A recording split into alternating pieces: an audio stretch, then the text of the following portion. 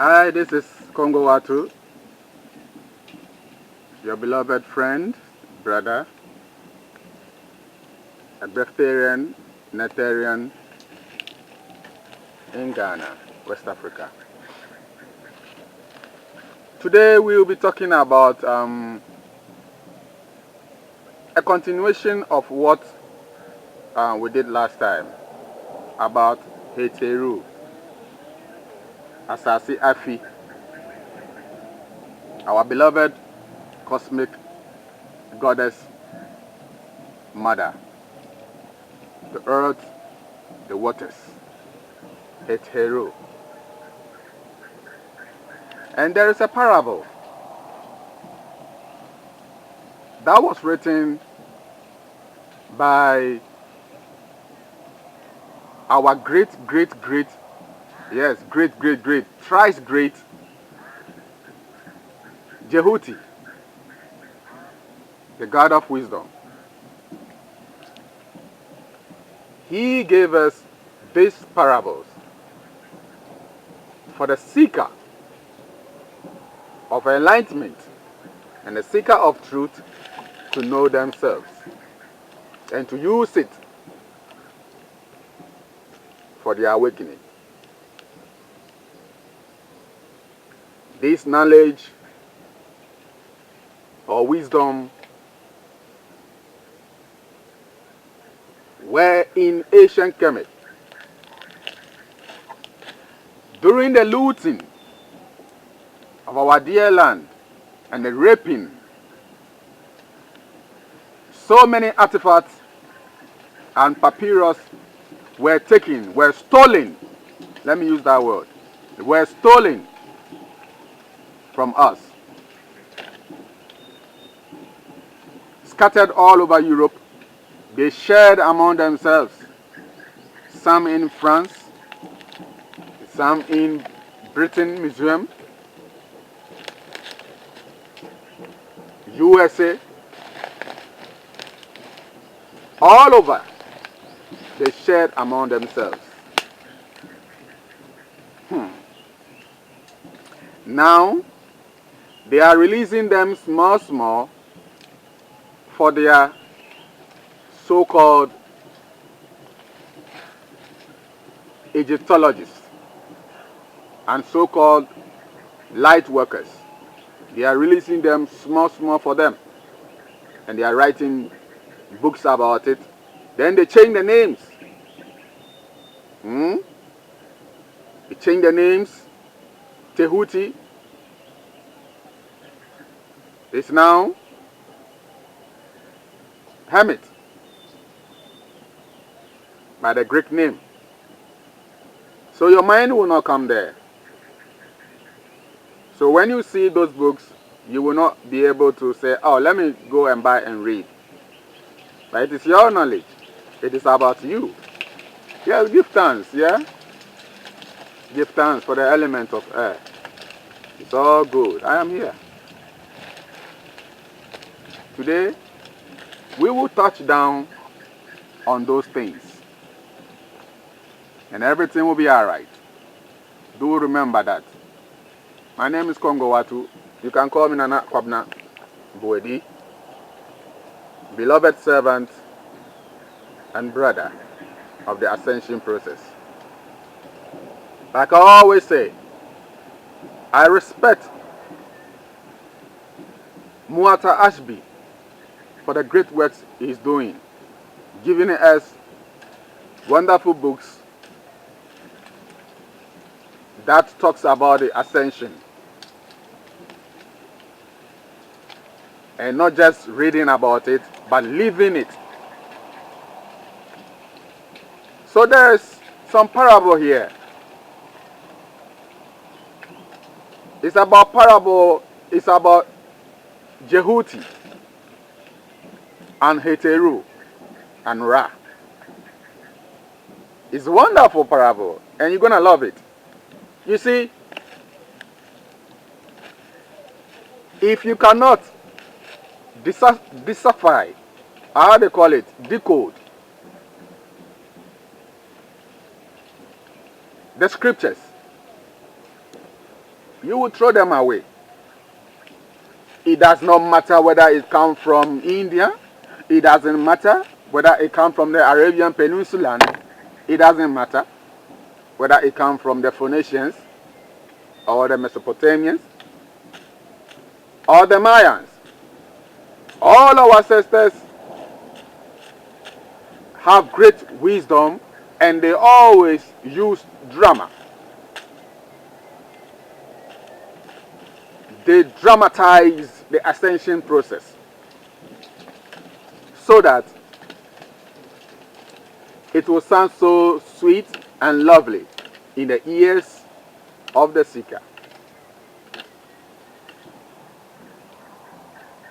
And that is why in the Bible you hear of so much drama. And Samson killed a lion with his bare hands. It has nothing to do with someone who came some thousands of years ago called Samson killing a whole bunch of Philistines. Can you imagine? 10,000 people, one man standing and killing all of them. It has nothing to do with that. It's all about the higher self and lower self in a different dramatic way. But we will not talk about that. Another time we'll talk about Samson. Yeah? We give thanks for the knowledge and for the wisdom of Jehuti and his wife Shishat. We give thanks. The right hemisphere and the left hemisphere. You see, when Ra created this world,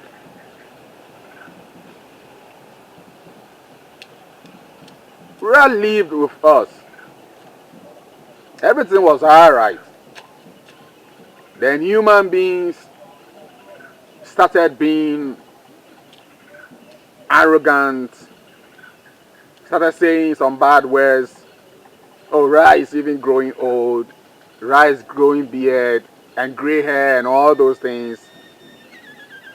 Ra is aging. So many things were said. And then human beings became ungrateful. So what happened is that Ra sent her daughter in the form of a lioness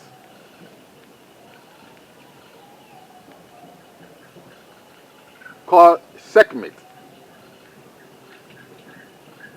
to go and punish mankind, because mankind has been so unkind. Can you imagine? Your father has created everything. Your father has given you waters and everything. You are with. Everything is all right. Then all of a sudden, you say your father is getting old.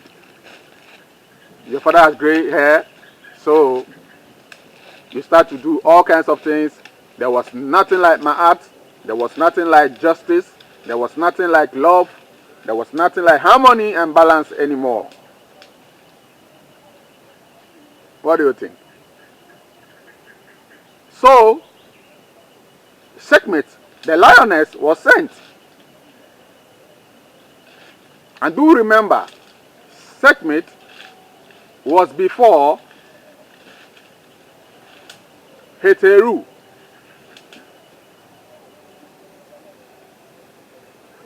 But in this case, Ra has turned Sekhmet to be a lioness to go punish mankind. So, what happened is that the devouring was too much. Now Sekhmet was devouring everyone. Everybody. Now, she has become too bloodthirsty and devouring everyone. No sympathy. Even innocent people were even caught up in a trap. You see how it is when sometimes there's flood and earthquakes and all those things, it's not only wicked people who die. Sometimes, good children are caught up in this mess and all those things. And it's very sad when you hear there's earthquake and flood and this and tornado and typhoon and all those things, then they name them, Katrina and all those things. So many people have been affected. So what happened is that Ra said, no more. My beloved daughter, the life force of all things, the Shakti, the power within creation, please turn to your father. It is okay. No more shedding of blood. Come to your father. So, what happened? Checkmate, even she forgot about herself, that she used to be the most beautiful, beautiful eye of Ra. She is the eye of Ra.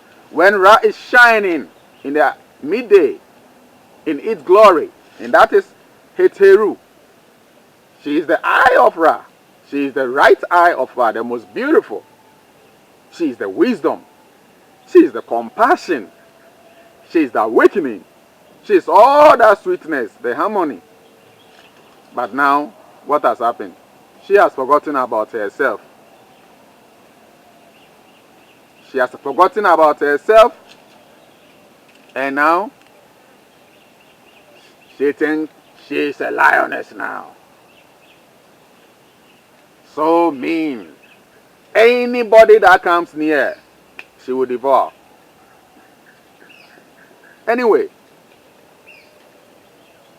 so this parable, now Ra has to send the God of wisdom, who is Jehuti, to go and tell or try to convince Hetheru, or now Checkmate, to come to Ra, to be the glorious, sweet lady once again. Because Kemet, the land, missed charms and glory and compassion. When she was there was always festivities.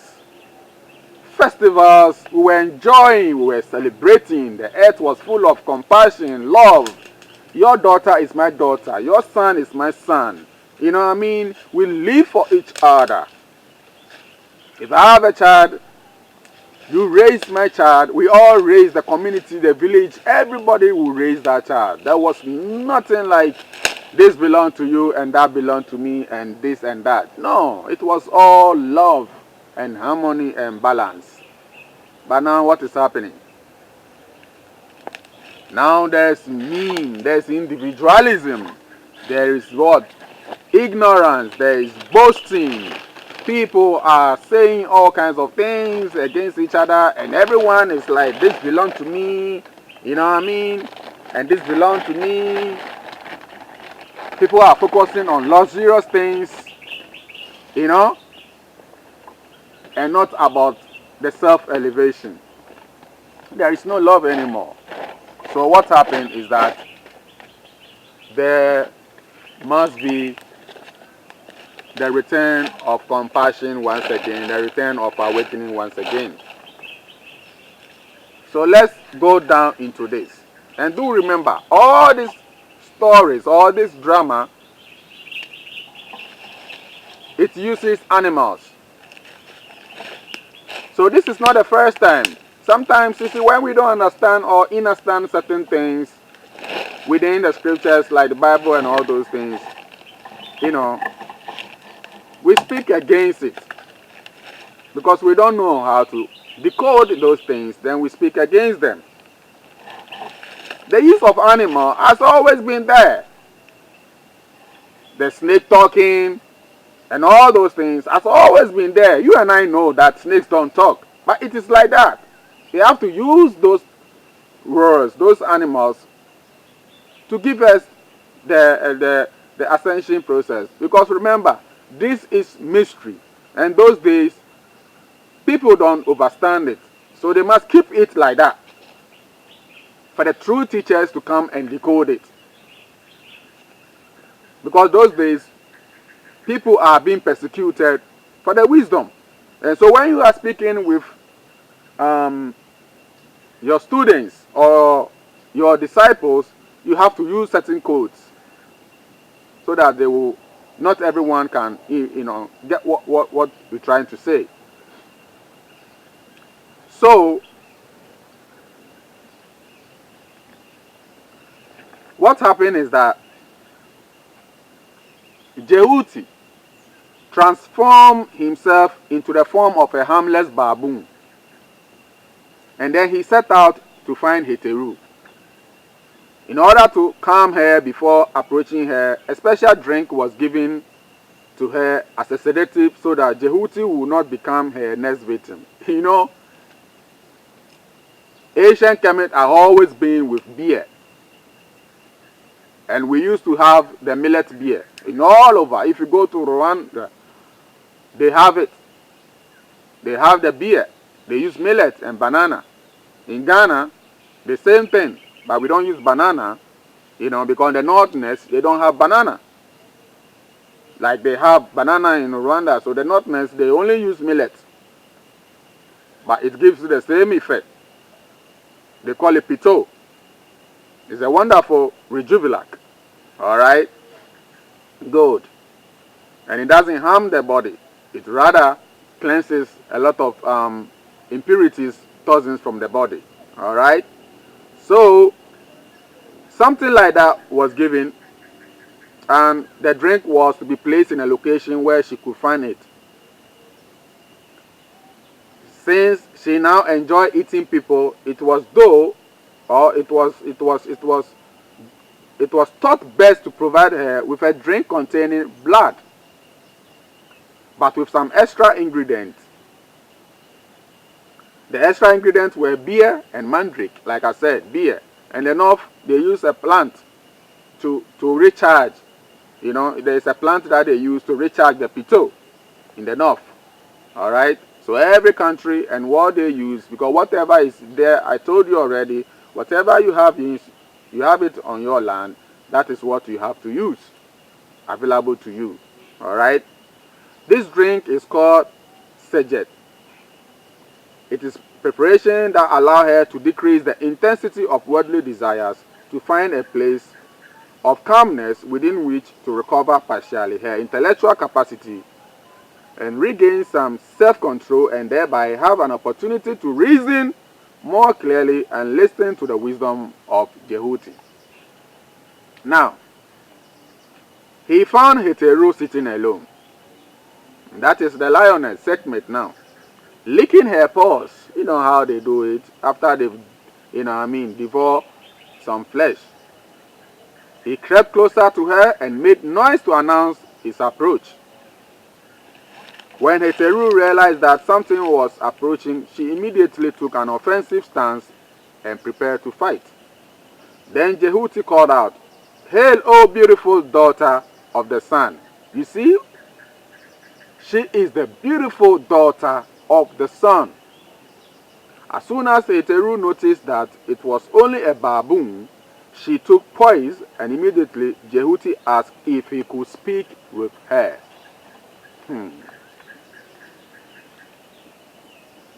Now listen to the first parable.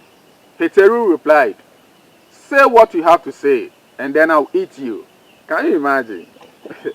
Then Jehuti replied, "You certainly have the power to kill me, but you should think about the parable of the vulture and the wild cat."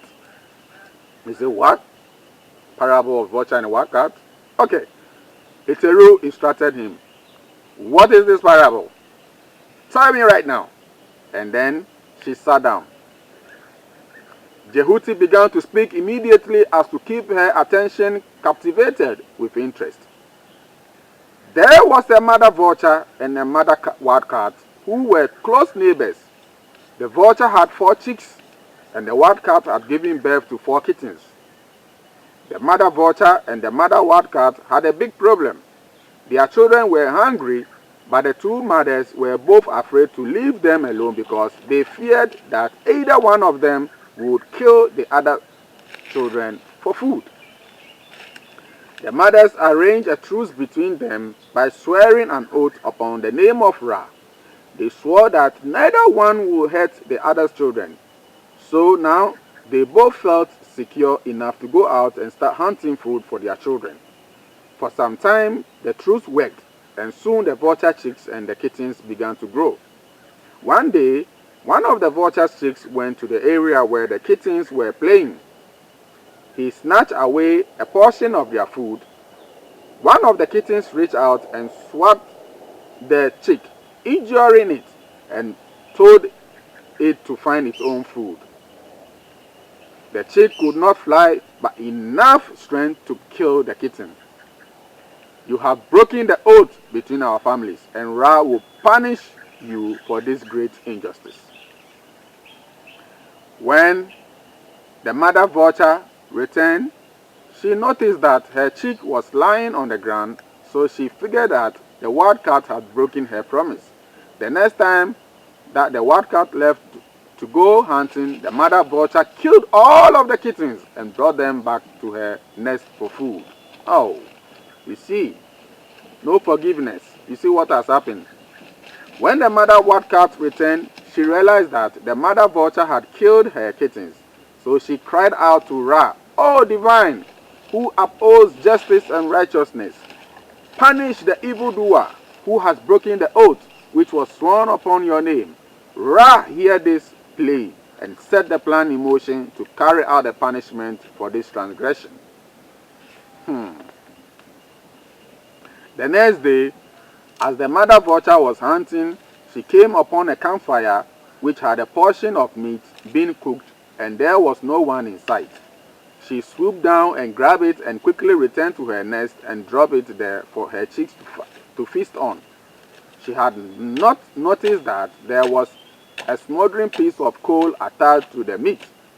The rest caught fire, and the three chicks were burnt to death.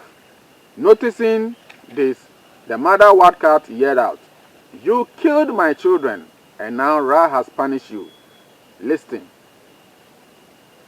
Jehuti explained, "Oh glorious lady, Hetheru, do you see the omniscience and justice of Ra, who sees and hears all things? He is the giver of life, and all nature owes its existence to him. He controls every particle of creation. He is the sustainer of creation. His justice is perfect. Praises be to him, and praises be to you who are his daughter." Hetheru began to reflect upon the meaning of this parable, and she began to remember her father and the wonderful relationship they shared in the past.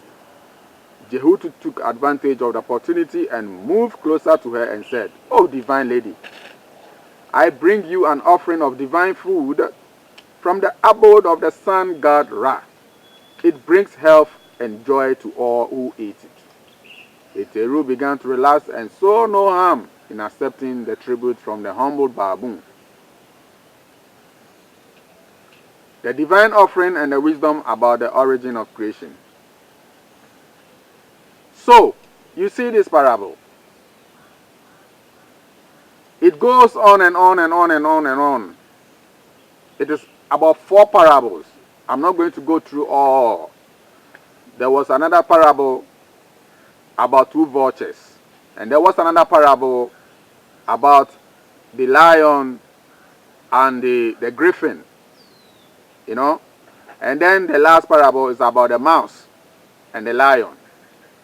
Also, when the lion was caught up in a net by mankind, then it was the mouse who came and did what?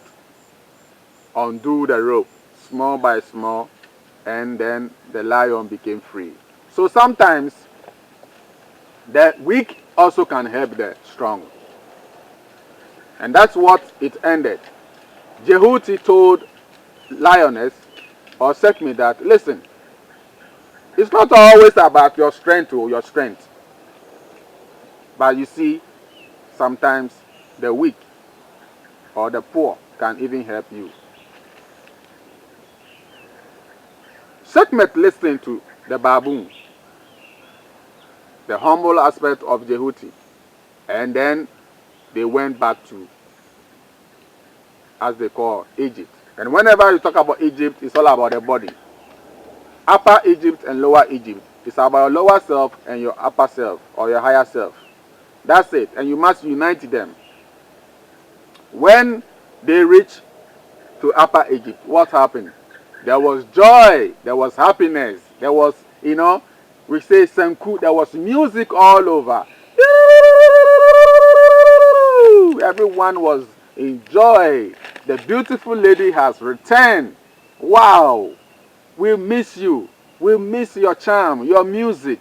We miss all your sweetness. When you were here, it was all love. It was harmony.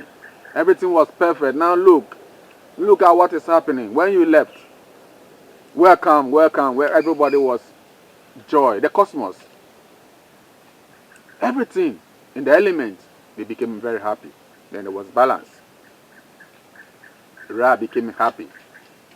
And she now have to sit at the eye of Ra. So beloved, when you do the ascension, this is what goes within you. This is inner teachings. Especially the sisters. They are the ones that I'm calling. If this world is going to change, this continent is going to change, it must come from the awakening of the sisters. Like I said, in Hebrew, we have 3 stages of resurrection. In Hebrew is tikiya. Tikiya, that is the word for resurrection, but it is in 3 stages. One is to hear the trumpet, the word. Yeah? So now, we all know about the world. Knowledge is dropping. Yeah? 247. You're on social media. Spending like 12 hours behind your phone all the time. Wow, knowledge is dropping. People are saying their mind, all kinds of things. Wow, you know what I mean? Memes all over. But that is knowledge, oh. That is knowledge. Now, the third and the second is to move and leave that knowledge.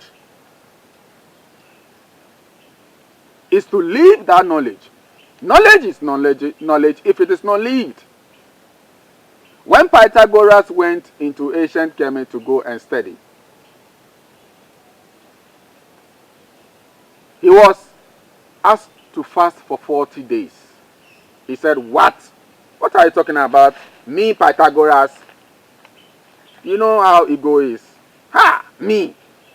All the knowledge that me I know. You know what I know. You know who I am. Who be you? I say, Master, you have to fast 40 days and 40 nights. You have to fast and do certain breathing exercise before you can be accepted in the mystery school. He did not know that it was the initiation. He was not admitted twice until he accepted to go through. Then he did. And after doing it, he himself, he said, wow, now I am a new man.